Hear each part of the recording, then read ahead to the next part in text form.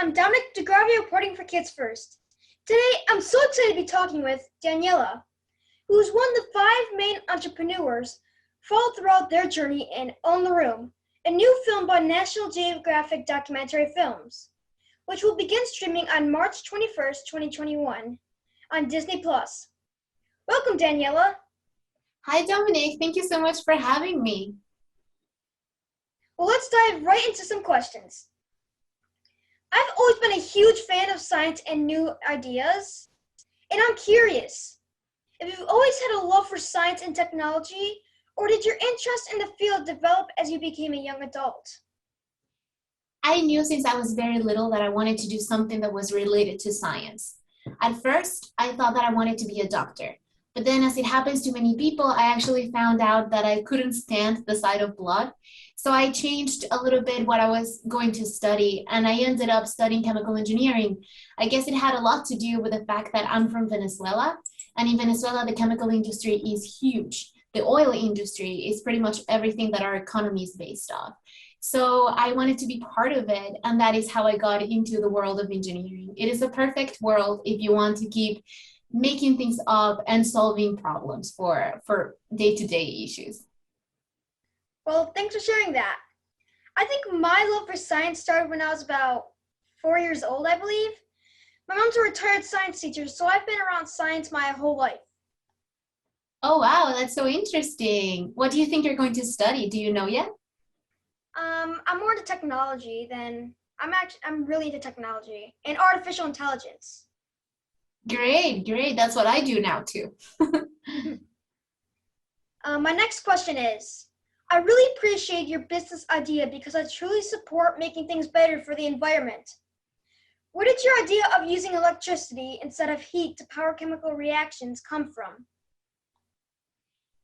So electrically driven processes are something huge right now in the chemical industry. If you use electricity, it is more sustainable because you can reduce the emissions that you have in the process and you can incorporate renewable energy sources much more easily.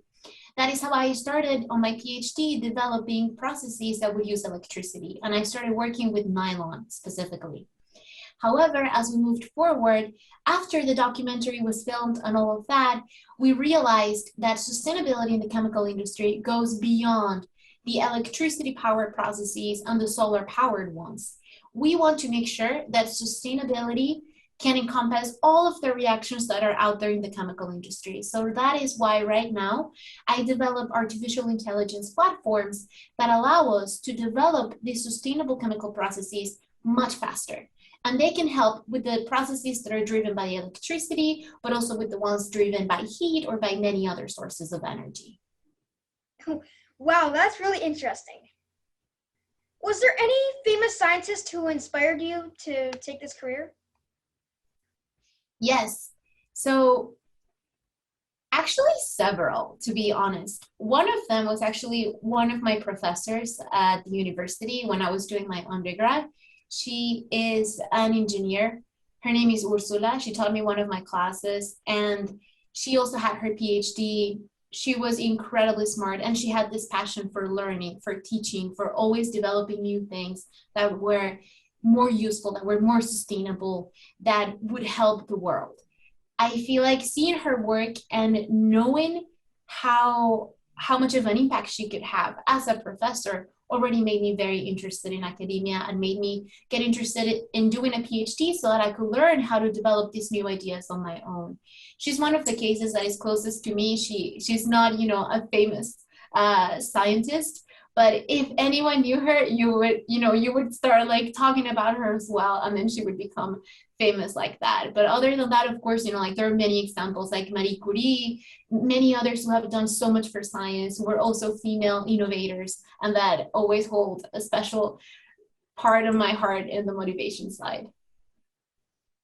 I've always admired Albert Einstein. His knowledge of math and science were so inspiring. He's on my wall right now. He's a painting. True, that is great. You have the perfect background for this interview. So how long did it take you to develop your invention and business idea? I would say that our business idea and invention is under constant development. We still haven't finished. I started my PhD in 2017, and then 6 months later, we had a first prototype for the solar powered process.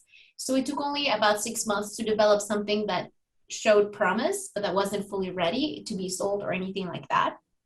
And then as we have learned more about the market, we continue to adapt all the time. If you grow up to start a business, Dominic, you'll see that as you have an idea and you start developing it, but then the market shows you something new, something different, and you have to adapt quickly. And that is what we have been doing with the technology. So that is how we went all the way from just solar powered to the artificial intelligence in the chemical industry. And every day I continue coming up with new ideas, new things that I can add to it, and talking to more people to find out even, more challenges that they find and what we can do for that. So I don't know if it's ever going to end. And I guess we're just under current development. Well, I love your business idea. It's incredible.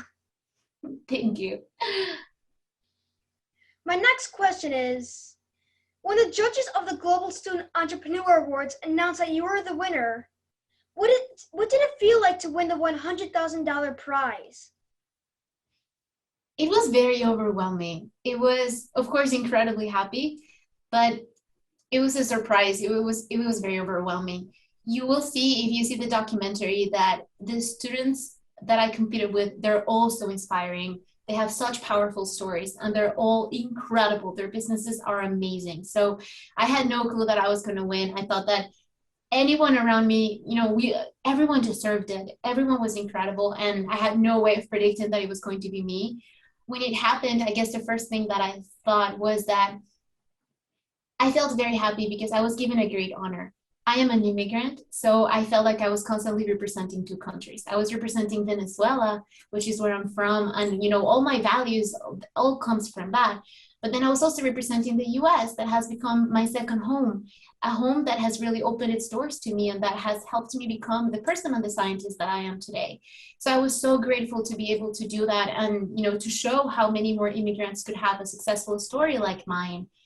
And I will say too that the point that really broke me and I started crying when I won was when they brought my mom on the stage. She has always been such an incredible and very powerful and important part of my life, that having her there with me and having people know what a huge guidance she has been to me was incredible. It was the best part of it. For me, I can't even imagine what it must have felt like. How exciting. I spent some time looking at your synthetics website, and your company is just so incredible. Do you have future plans to expand your business? Yes, of course. We're currently thinking of more things that we can do. The first way that you can think of expanding is, of course, to make sure that our platform is not applied just in one type of chemical company. We want to make sure that many chemical companies, many processes, many countries, everyone throughout the chemical industry in the world can implement that. So we need to build a product, a platform that's sturdy and good enough to be able to handle all of those needs at the same time. And more than that, I constantly continue to brainstorm and think of new products, of new additions, of new things that we can do so that we continue providing the tools that are needed so that our future chemical industry is what the environment and what our society need.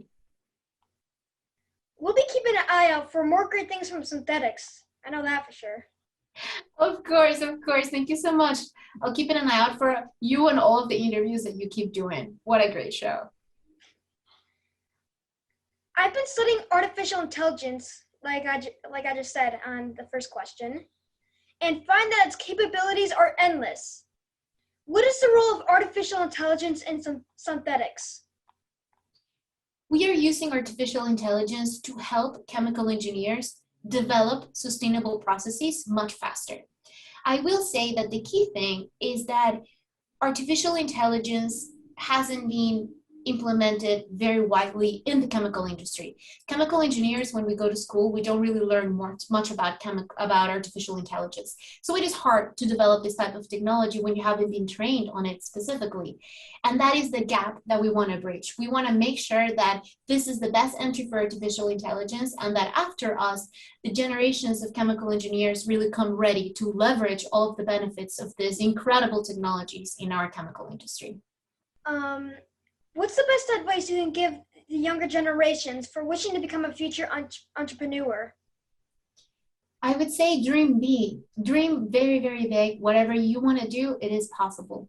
Doesn't matter if it sounds very complex, if it's something that you have never done before, you can learn it. I did that myself. I am now doing artificial intelligence, which I didn't even study when I was at school. And then I'm also working on a business when I have no background in business. It is always things that we can learn. And as long as we're passionate about them, there's nothing that can stop us. So I hope you continue to always dream very, very big. Thank you for the inspiring words. Have you stayed in contact with the other students who are featured in the documentary? Each has such a great journey as well. Yes, of course. I try to stay in touch with as many of them as I can. And the streaming of the film has also been a great opportunity for everyone to come back together to interviews and to catch up and watch the film together. So it's very exciting. Thank you so much for sharing. Thank you so much, Daniela Blanco, for talking with us. Thank you for having me.